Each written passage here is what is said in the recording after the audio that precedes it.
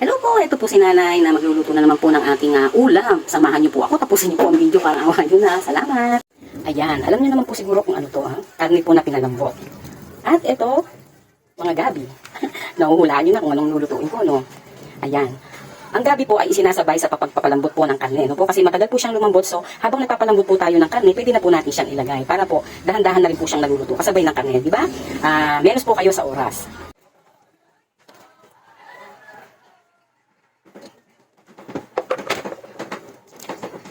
Yan po ay kalahating kilong spare ribs po ng baboy. Yan.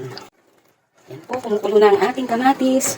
Meron po tayong dito, yung pork bouillon. Ayan. Pag meron po tayong ganito sa ating mga lutuin, hindi na po natin kailangan ng mga seasoning kagaya po ng bechin or magic sarap. Ayan. Ayan po, parang lasang-lasang isang baboy. Napakasarap po. No? Kasi po pag gumagamit po tayo ng mga ganun, mga sobrang seasoning po, yun po ay hindi po healthy yan. Mga silent killers po yan, na pwede po mag-cause ng ating mga sakit. Pwede po nating durugin ang ating gabi, ayan, para mas lalong malasa. Ayan, kahit sabaw lang, bawing-bawi na kayo. Ayan. Ayaw, yun, ayan. Pwede nyo pong gawin yan sa mga gabi ninyo para po malasang-malasa ang inyong sabaw.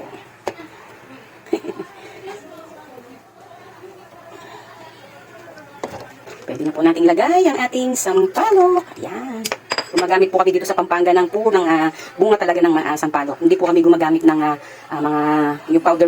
Ayan, tinikman na po natin. Siya po ay medyo kulang po sa alat. So, syempre, ang paborito ni Nanay ang patis. Lagyan natin ng konti. Yan, pwede na po yan.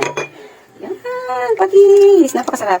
Pag pumalambot na yung ating sampalok, hahanguin na po natin yan. At ating pong pipigain, no? Ating po mamaya para makuha natin yung tamang consistency o yung tamang timpla po ng asin.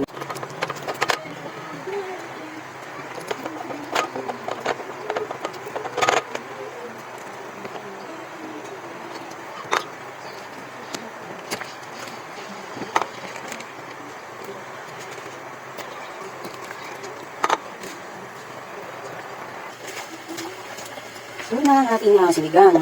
Remember, huwag pong mag-overcook ng mga leafy veggies natin, no? Kayin na ang ating kalamit. Yan, para may stop po yung cooking process. Kasi po maluluto na yan sa init po ng sabaw. Okay.